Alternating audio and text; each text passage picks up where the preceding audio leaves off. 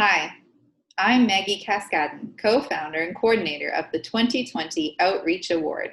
With 13 applications, Emilio and I were overwhelmed by the community's positive response to this award.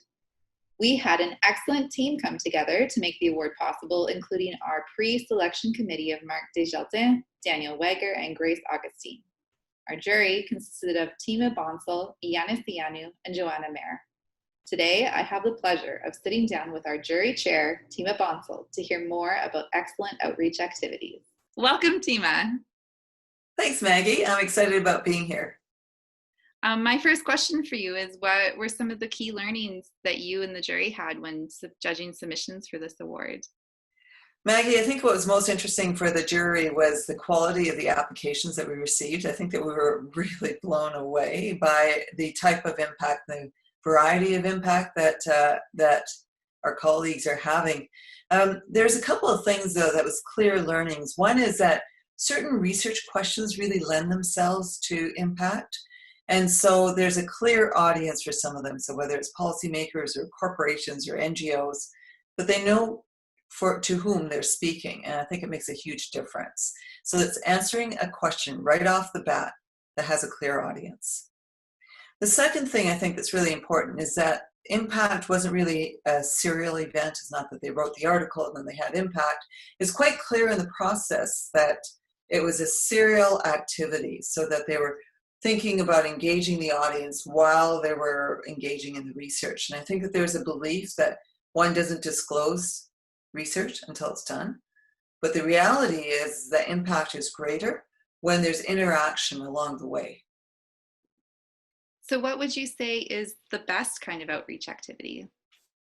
I'm not sure that there's a single best way of having outreach. And for those people, and I have to say the two winners, the runner-up and the winners, the activity was very much about engaging deeply with the audience along the way.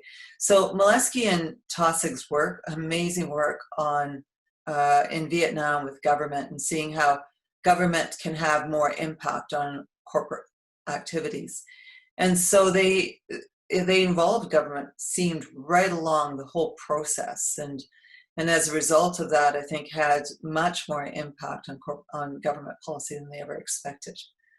Other pieces are more suited to forums or workshops. And of course, the runner-up, which did a lot of work on visuals and videos. Social media was great for them. In fact, I had heard about their paper myself before it was even published. Thanks, Tima. Do you have any recommendations for scholars who are looking to further their outreach activity or potential applicants? Well, in terms of scholars who want to further their outreach activity, I think that often it requires multiple media. So whether it's social media, whether it's traditional media, whether it's engagement with the community from which they drew the data, I think that it's important to try all of them. So it's a multi-pronged approach. I also think that it takes time. And so it's not the first time that you try. It's not the second time. Sometimes it's the third time.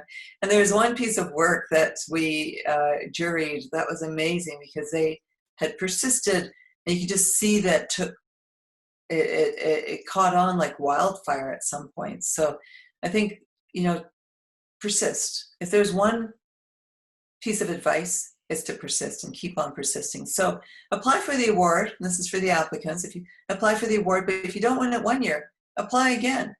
And I think that you'll find that over time that the work will have impact if you persist. Great. Thank you so much, Tima. I really appreciate it. It was great to have you. Thank you, Maggie. It's an honor to have been chairing this jury.